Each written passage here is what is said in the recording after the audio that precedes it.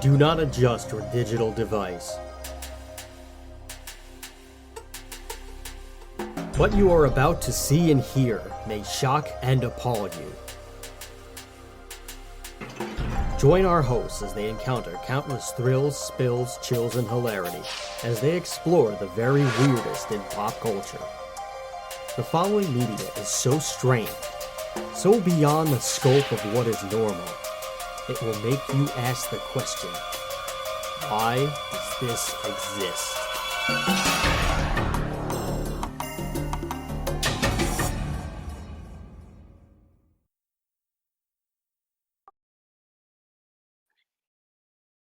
Hello, everybody, and welcome to another episode of Why Does This Exist? I'm Chris. And I'm Rob. And today we're going to be talking about industry plants in the music business. There are industry plants all over the place, but the music industry is probably the one that you will see, the place where you will see them the most. Yeah. But yeah, industry plants, they're all over showbiz and various other stuff. They just kind of try to get people to go join stuff. It's almost an MLM marketing thing at this point where they will teach you to be rich and you will still not become rich at all.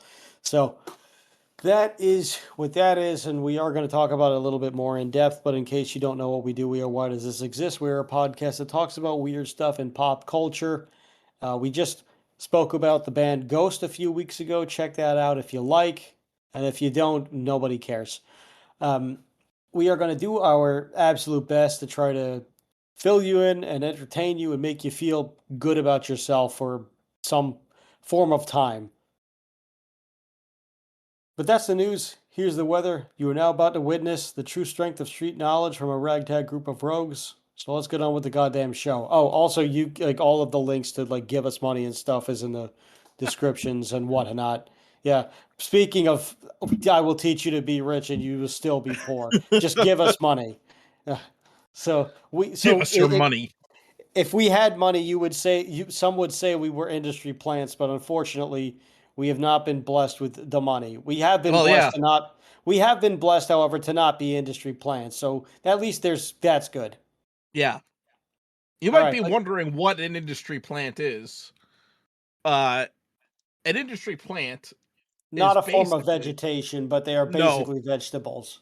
Basically, it's an artist or in the context of music, we'll talk. It's a music artist or band that is basically completely inorganic, created by producers to usually exploit some kind of niche genre. I think we'll probably focus more on metal bands that are industry plants because that is a growing trend in the heavy metal, the world of heavy metal. Kind of weird and also very late to the game for I don't think so. I think there's always been industry plants in metal, especially in like the more mainstream genres of heavy metal. So or heavy music. That I can see. The 80s hair bands like and becoming more abundant lately. It seems like that's the. And they're certainly trying to follow certain trends lately. And you know, it's coincidental that we talked about Ghost last episode because a lot of these industry plant metal bands are trying to capture Ghost's essence, essentially. They're trying to do what Ghost did, except completely inorganically.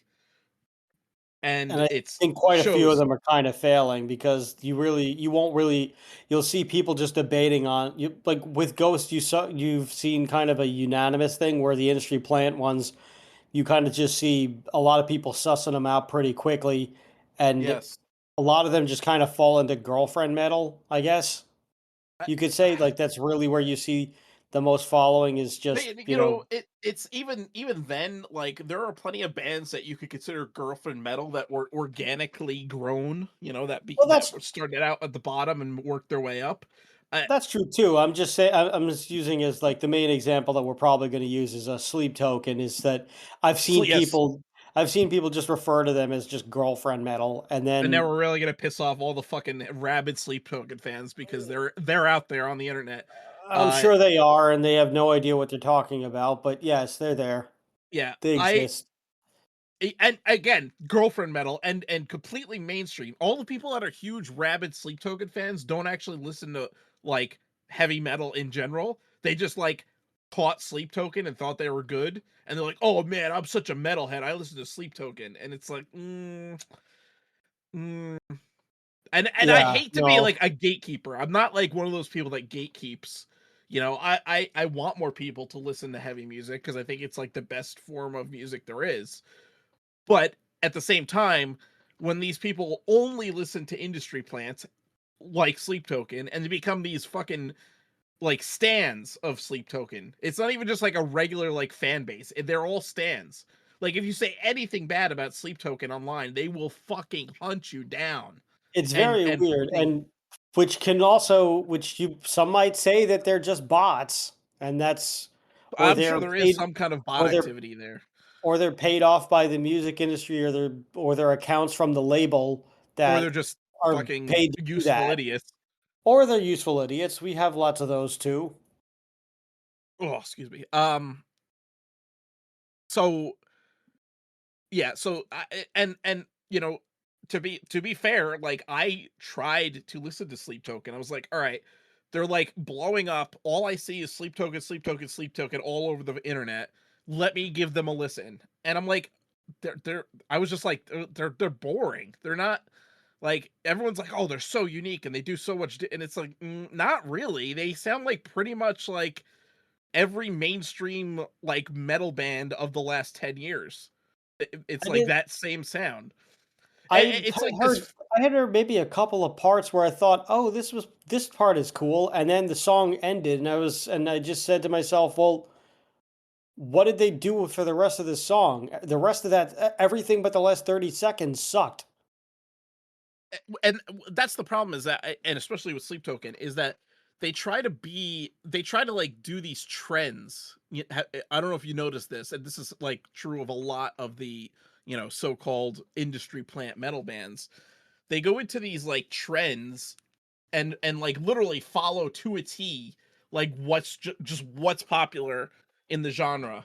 So like in the last 10 to 15 years in metal, we've seen like a lot of uh almost like post metal bands, post rock, post metal, like prog, gent, like that kind of like down super down tuned guitars, like doing like progressive uh like overly progressive shit, like just being like atonal just to like it's almost like hipsters, like like they just like are atonal. They write atonal songs just for like, oh, look how like avant-garde we are kind of thing. It's like there's no good songwriting. It's just being avant-garde for the sake of being avant-garde.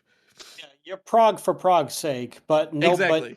but everyone, but a lot of people kind of see through that, and they're just like, "What are you doing?" Yeah.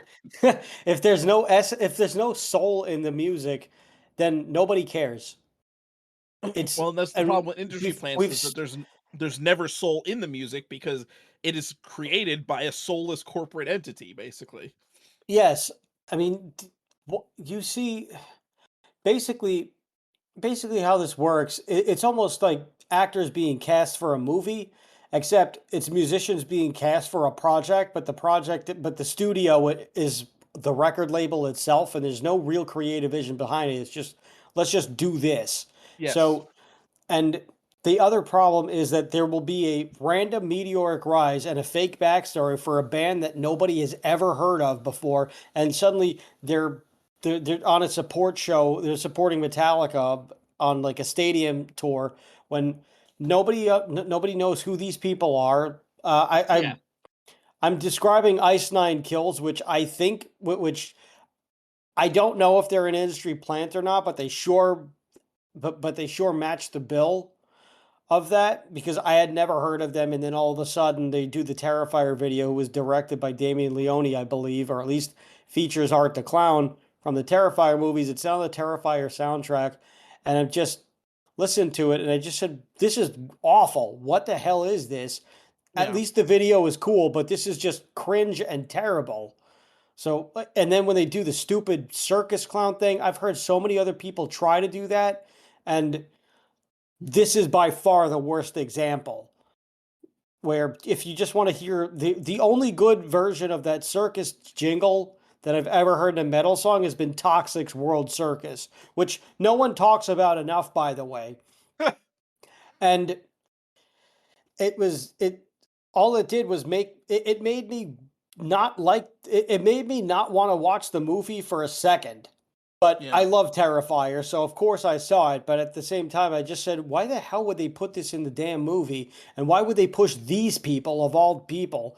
And then they were opening for Metallica on their recent stadium headlining tour with Limp Bizkit and whatever the Pantera thing is, and Suicidal Tendencies. And it wasn't the full show. They split the acts up, by the way, because they do multiple nights. So I did get to see Limp Bizkit, which was cool in torrential downpour. So that was interesting and Yeah. kind of fun. And I was drunk, so it was good. And Ice Nine Kills, I was drinking in the parking lot, but I could overhear them from the I could overhear them from inside, and I could just kind of catch them on the jumbotron. And God, it sounds worse live than it does on the album, and I don't know how that happens. Just absolute trash. But I digress. I don't know if they're plants or not, but I would definitely accuse them as being such. They, so what I was getting at is that there's just a very weird meteoric rise of this band out of nowhere that nobody ever heard of. The backstory is usually fabricated. The people just they kind of look like actors basically playing musicians, and I because wonder if you could argue 30 Seconds to Mars then is an industry plant, since it like, you know, literally the lead singer is an actor. It's fucking uh uh what's his name? Jared Fucking Jared Leto. Leto. Exactly. I don't know about plants versus just an actor who just happens to have a band. I think that's different. Like, but because then you would say the same for what is it, Hollywood Undead or something Oh with yeah, yeah. The Johnny Depp band, Well, I feel like Johnny Depp did that and just also as like, Keanu Reeves's band Dogstar, which he just does because he's a cool guy. well, he was in that band before like he was a big actor. Yeah, So, so I guess there's nuances to it, but yes. I'm s- but I'm saying that basically it's just one of those things where everybody looks too polished and just too good looking to just be doing this Yeah. and just be in the same room where it's like, all right, if there's like one or two, sure. But everybody has the freaking, Hollywood veneers and the pearly whites and everything like that. Come on, give me a freaking break. So Yeah. it's usually very obvious because it's overproduced and And it's well, and also overdone. And you will also see a social media presence that is obviously very bot stricken because yes. and you'll see big Reddit sub like they'll suddenly have this band nobody ever heard of suddenly has a booming Reddit sub, 2 million social media follows and likes and all that stuff. Suddenly everybody is listening to some their YouTube video that dropped 2 days ago that no one ever heard about gets a big PR push with well that's not uncommon. Somehow it has 4 million views overnight. Like Yeah. it's all kinds of ridiculous stuff where it is clearly fabricated by the machine. I will give you But a perfect example. I'll tell the whole story, and you know, we've discussed this band before. There was a band called Dogma, Mhm. which is this all-female band. They all dress up as like these like satanic nuns with corpse paint and like sexy nun costumes. And you know, so like the whole aesthetic is basically ripping off of Ghost hardcore, because like you don't know who they are. They're wearing corpse paint and they have like the Catholic, you know, the anti-Christian kind of like image of being like nuns, but like being like, you know, dirty nuns. Um and you know, playing, you know, kind of like a proto hard rock heavy metal kind of sound. And I started seeing videos of this band out of nowhere all over Facebook. Like it like invaded my Facebook feed. and I wasn't looking for them. I wasn't like, oh, let me check out some new metal bands. Like they just started appearing out of nowhere in my Facebook feed, like constantly, and it was Yes, always there like will these be a like giant there'll be a giant ads push too. yes, and Like, it was basically, like the whole very machine will clearly be like behind this. it was very clearly bot driven, like bot posts. Like you, it would be like a video of the band playing, and then like this huge fucking like essay written very clearly by AI about the band, like every single post. So Yeah, that's crazy. I'm You like, don't this is even see really weird. typos anymore. I miss typos. I miss I miss cool guy 28496762 just sitting just typing away. Great band, love this. Yeah. But Uh. no, rock hard. So I checked them out, and I'm like, they're not really that great. I mean, they're kind of boring, whatever. They're very clearly trying to rip off Ghost. Um. And I'm like, okay, whatever. Like, I'm like, I think they're some kind of industry plant because I'm like, this is just too weird that they appeared out of nowhere. I So like the whatever. Madonna cover and I thought that they were more Well, and that was more the indie. And the then thing. cuz that The was shot a Madonna, little bit more indie like it was a cover like, well, at a and the club that Madonna took cover off. blew up. Like, it became like super viral of like this band doing this like, uh, and interestingly enough, it was right around the time that Deadpool 2 came out, so that song was like hot. Oh, I didn't even notice. I never put the Yeah. 2 I never put those 2. Yeah. That's So interesting. that's another thing you'll see with these industry plant bands is that they'll do a cover of a song that's like super hot in mainstream popularity right now because of something, a movie, it's in a movie or it's in a video game or something. And all of a By sudden the like way they're doing covers of the song. by the way, speaking of that song in that movie and that scene in that movie, it took that scene in the movie for me to realize what the hell it's actually about. And I had this really bad, well, I don't know about come to Jesus is the right phrase, but let's just use that. I had this moment in the movie theater from first I was enjoying the movie and listening to the song and think, oh, well, this is hilarious. And then I paid attention to the lyrics while they're killing everyone in the bus. And I just was like, "Oh my God, it's about a blowjob." And then I was like, "Oh my God, that makes this worse because my little sister's dance recitals, there was that the year that that was a big thing, well, a song about a big thing, that was a big that was a popular number at several of her dance recitals, and my sister was probably 7 at the time, and you have these, you know, various age groups between 7 and probably 15 year old dance troops just running the gamut. I must have heard that song 6 I times mean, pretty much every for Madonna song is several. about her getting railed in some way. Well, Like yes, but I never really noticed that until I never put that together because, I was maybe 9 and I was trying to play with either action figures or trucks or something like that, just trying to pass the time, or I was playing tag with one of the other kids in the auditorium who didn't want to be there either. So, and Jesus, well, I just mean, listen, like a putting that Virgin is together in about the her getting theater. fucking is Oh about getting yeah. fucking like fucked by a giant dick, Well, basically. well, That I makes her mean feel that. like a virgin again. Yeah, well, I mean that creates the best dialogue in cinematic history for the opening scene of Reservoir Dogs, Exactly. and just what, but just that song and putting 2 and 2 together, just going, "Oh Jesus Christ, this should not have been the song in any dance recital ever." Yeah. What did it do subliminally to all of those girls, including my sister? Maybe I should. Maybe that's a question I don't want the answer to. Yeah. So, you know, for everyone else's boyfriend in the future, I guess now you know why. But I digress. 37. My girlfriend sucked Yes, 37 dicks. including mine. No, it's in a row. In a row, that's what it is. In a row, yes. Oh, Jesus. Hey, make sure you don't suck any dick on the way to the parking lot. You get back here. Yeah, so that song, the Like a Prayer song, was really hot again because of Deadpool 2 or Deadpool and Wolverine, rather. and all of a sudden like Dogma's covering that song, and like it that their cover went super viral. So I'm like, okay, this is like really fucking way too fishy.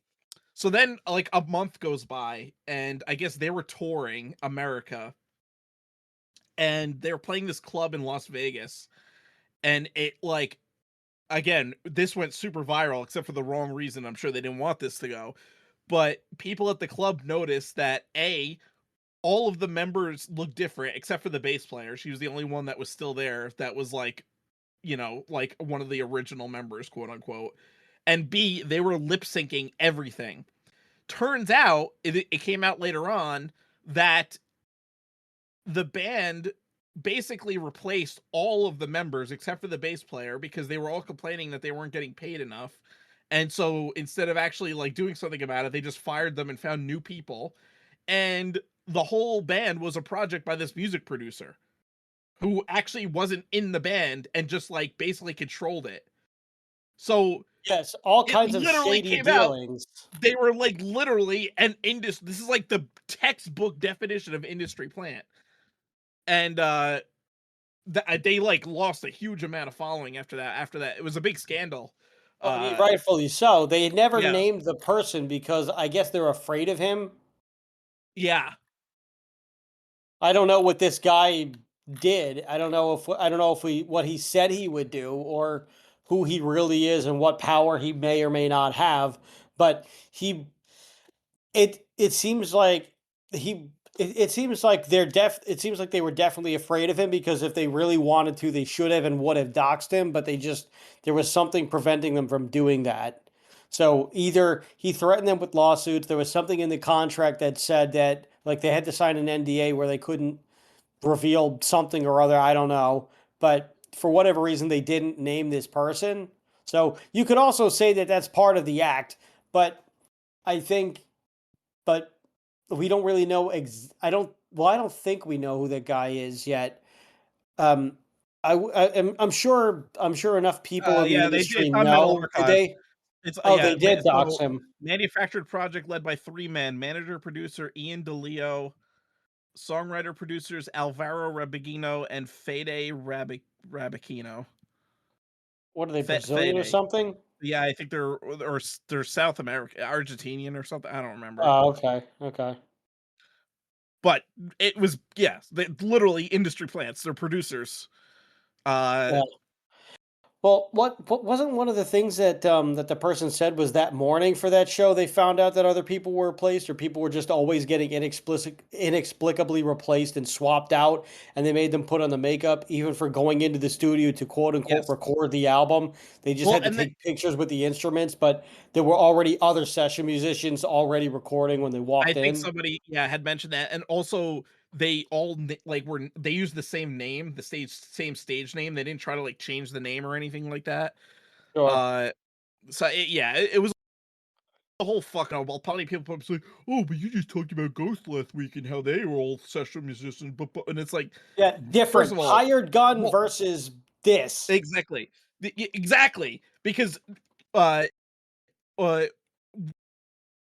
whatever Ghost have using session musicians, ultimately it boils down to Ghost is Tobias Forge, and he just hired a bunch. It's like saying Megadeth is Dave Mustaine, and they just he just hires a bunch of hired guns to like play Yeah, with him. The which whole he brains behind does. it, exactly, Minus the and first few albums, he really does. yes, and so it's the same thing here, where Or Tobias Prince. Forge, Like Prince's whole thing was just exactly. everything was Prince and just whoever else he hired that day. Which we got to So do an episode on Frank Prince. I'm Zappa. surprised we haven't. Yeah, I mean, Frank Zappa is another example. Like, Yes, the guy yes. wrote and he recorded everything, but all of his band was basically just session musicians. He was the brains behind the Mothers of Invention and his own solo stuff.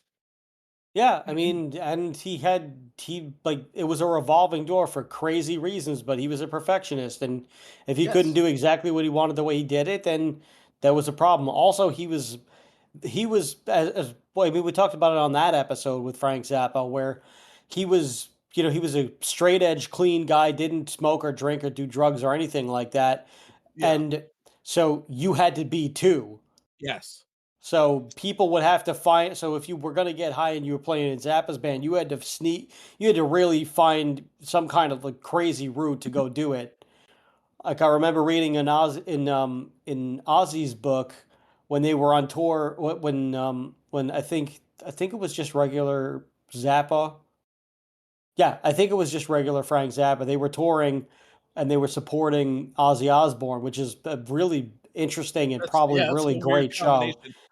But they were, yeah, but they were on the road with them, and they had to be clean, and they were trying to get, and so they were going to Ozzy's camp to try to get drugs, and I think Ozzy had, it was one of the many times that Ozzy had tried to be sober for a bit, so Ozzy wasn't doing drugs either, and the mother and the session guys were like, "Are you fucking serious? The one tour where we thought we could score, we can't." Yeah.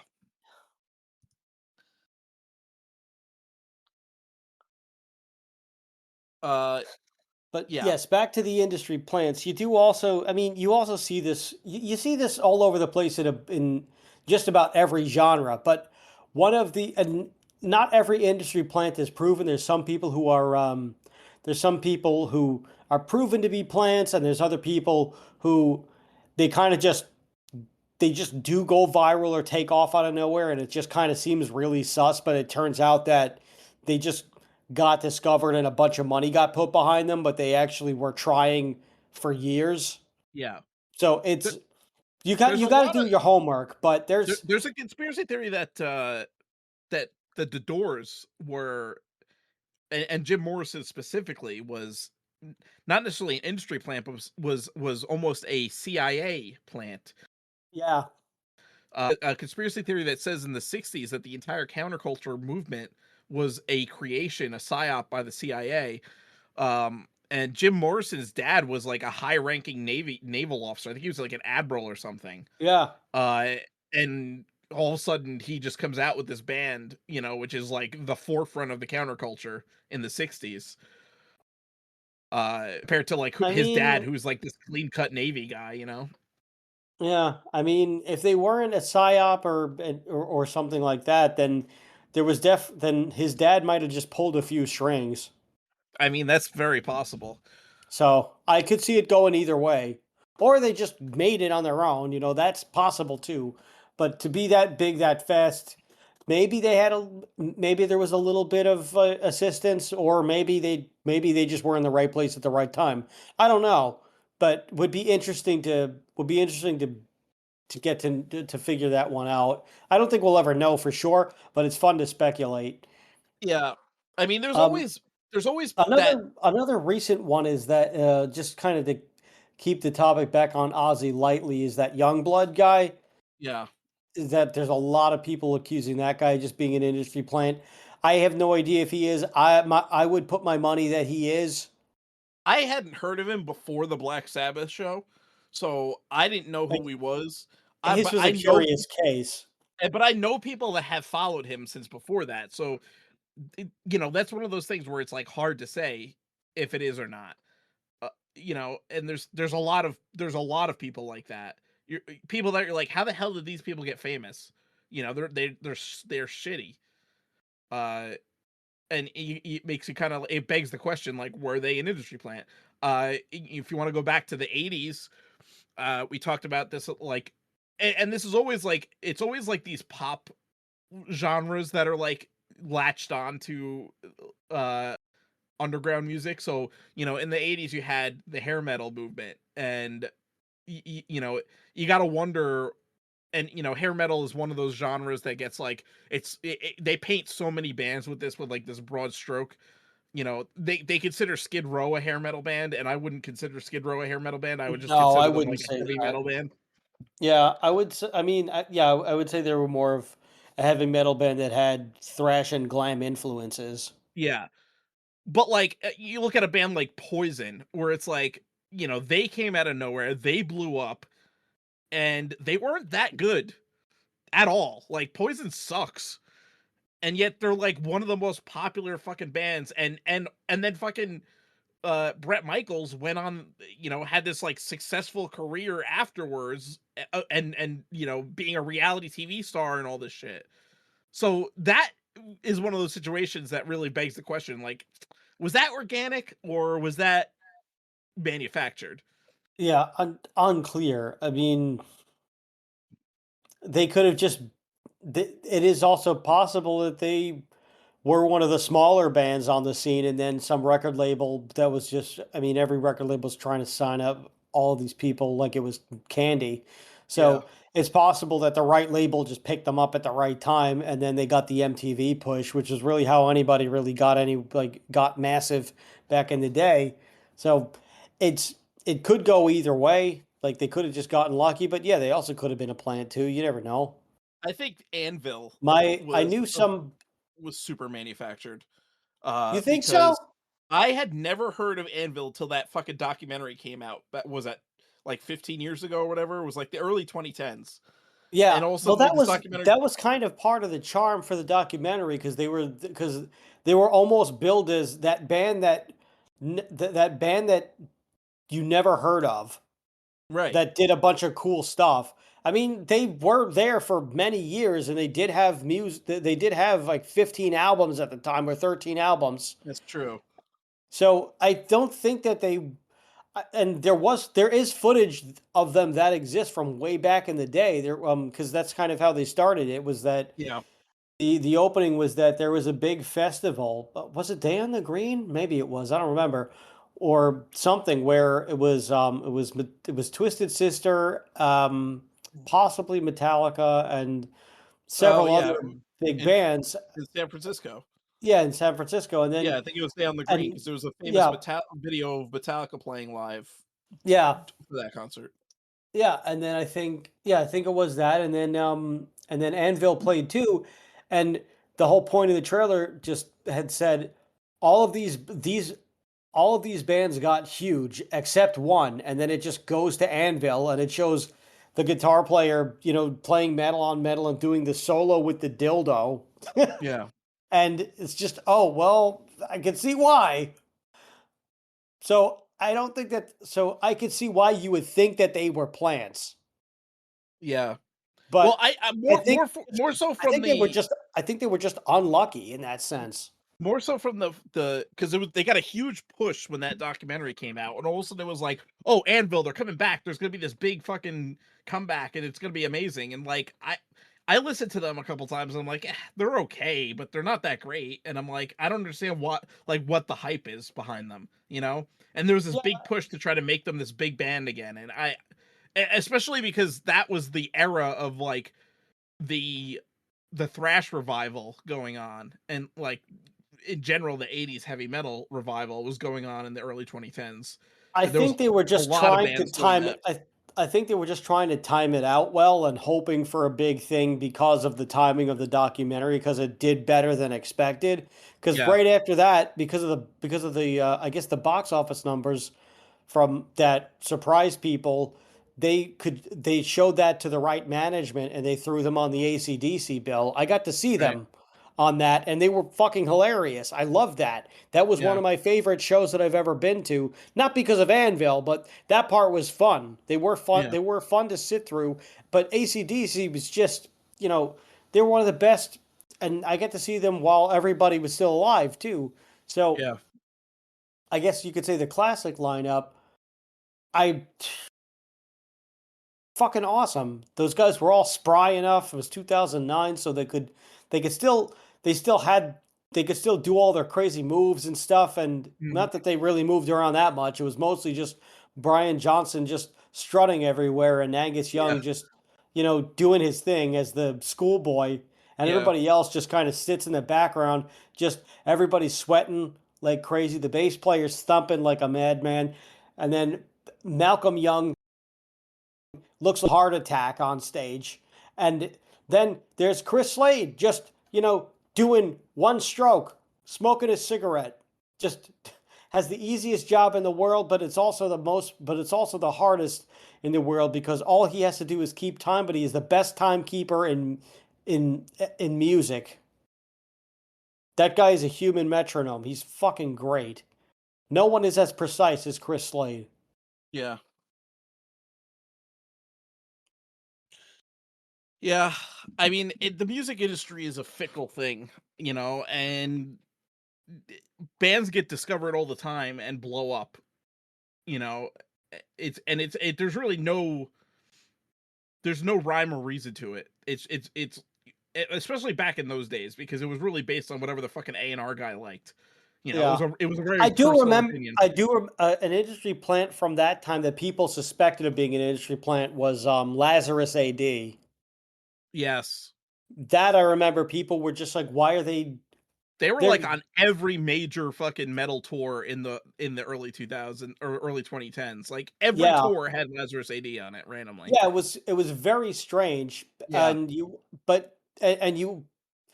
also did see where meanwhile Evil and Bonded by Blood had been around for some time, and they were just finally making their rounds yeah, to being on major tours. At that point, you had only really seen Warbringer on every tour, and and then Lazarus AD kind of showed up. So a lot of people suspected them of being thrash plants, yeah, which I don't think that they were. I think they just got. I think they just had good management. They were from like Dakota, like one of the Dakotas or something like that. It was mad yeah, random. yeah. Again, it's like one of those things where if they grew like we came up in a scene that was so oversaturated because we live so close to New York City, which is arguably the entertainment capital of the country, and you know bands that come from states like those flyover states that no one ever goes to, it's easier for them to get a big following because there is no one else. They're the only ones. It's the same reason why big like metal bands blow up when they go to South America because they just don't have the same amount of tours down there. And so when those bands do go, it's like super appreciated and they sell out big tours because they the people in South America don't get to see that all the time. Yeah, You know, that's why Hyrax just constantly went back and forth to Latin America for yeah, years. They Iron really Maiden just too. did, yeah, they just did Latin America and Germany, Yeah. and that's really all you really needed to go for a lot of the smaller big thrash bands. Yeah.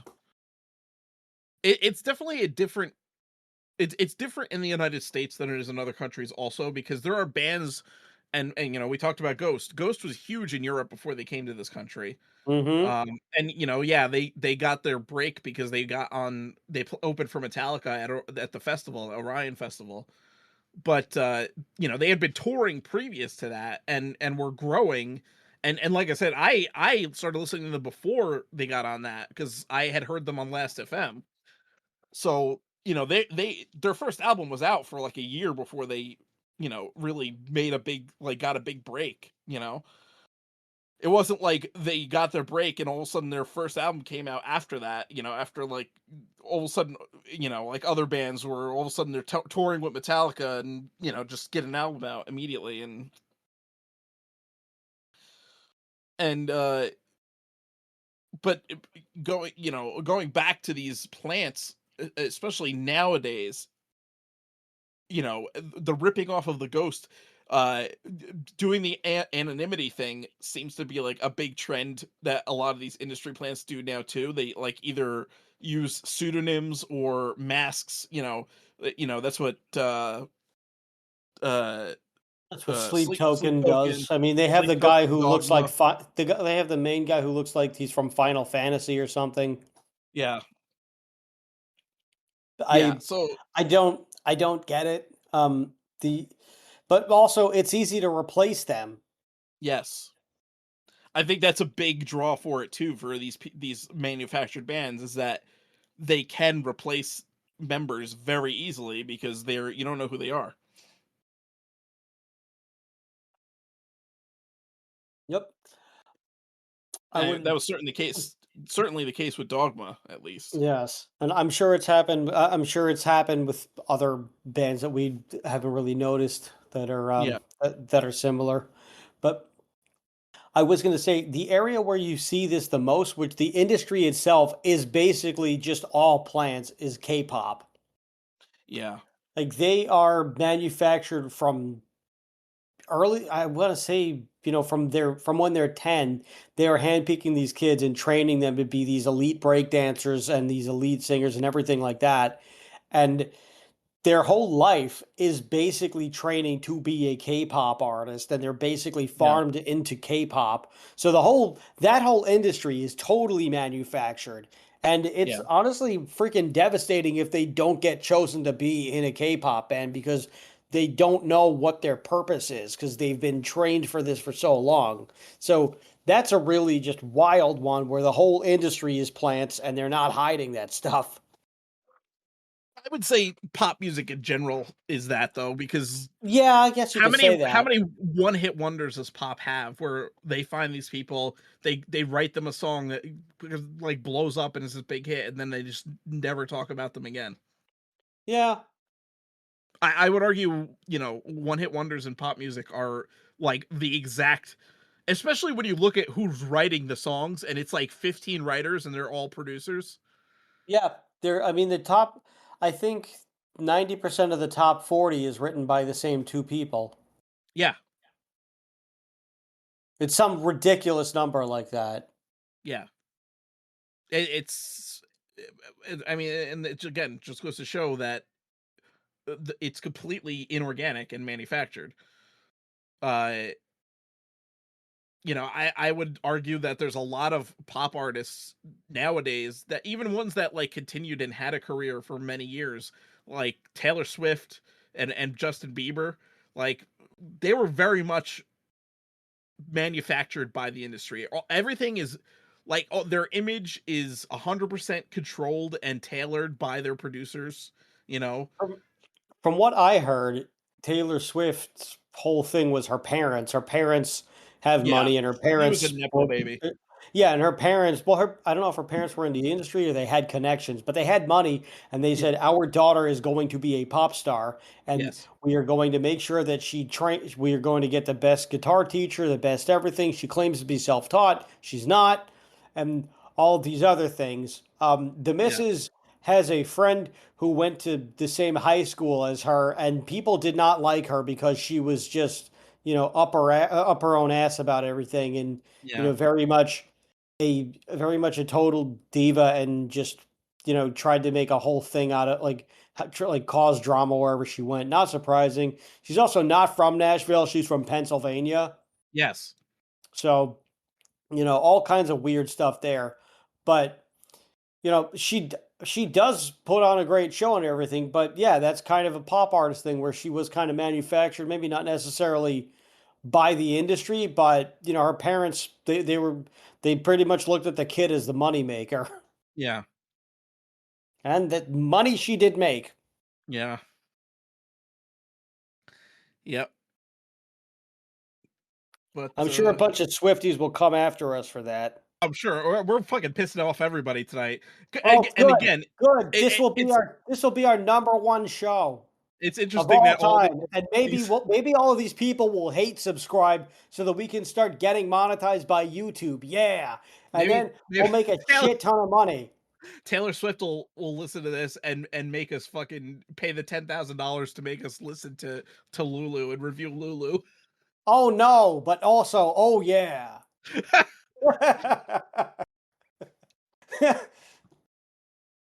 uh So who knows? Maybe we'll get our comeuppance after all. Wink, smile. yeah. No, don't stop. Yeah. So in conclusion, industry plants suck because it's completely inorganic, and we've mentioned this before, especially when it comes to movies, but also music. Producers are assholes, and they have no fucking clue what they're doing. Mhm. So when they're creating art, it's always bad. If they were any good at making art, they would be directors or musicians themselves, not producers. Yes, but they are not artists, so you should not call it art at all. Yeah. They pro- all they produce is slop. Yep. And unfortunately, sometimes the slop does hit and makes money. But probably more often than not, you probably, I mean, I wouldn't be surprised if you go up and down like the streets of Los Angeles and a bunch of these crazy homeless people who've probably got quite the story to tell. would- I'm sure a lot of them were failed industry plants. Oh yeah. I mean, you listen to the song freaking "Lost in Hollywood" by System of a Down.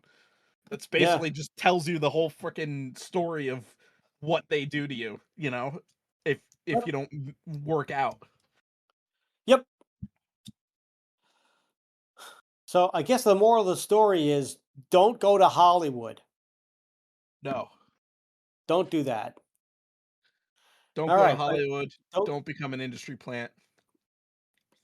Yep. If you're gonna If you make music, make music. Yeah. And, you know, sometimes I can't blame the people, you know, because I understand being want to be a musician and also being able to, you know, buy things that you want, but Yeah. it's not worth it. It's making a deal with the devil, basically. Comes at a price, Kimushabi. Yeah. Don't do it. I don't know why I went into Jesse Ventura there. Don't do But the Faustian bargain. yeah, don't make a Faustian pact.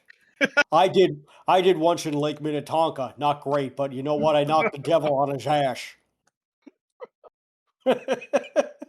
I don't know if that was a good Jesse Ventura. I just went for it.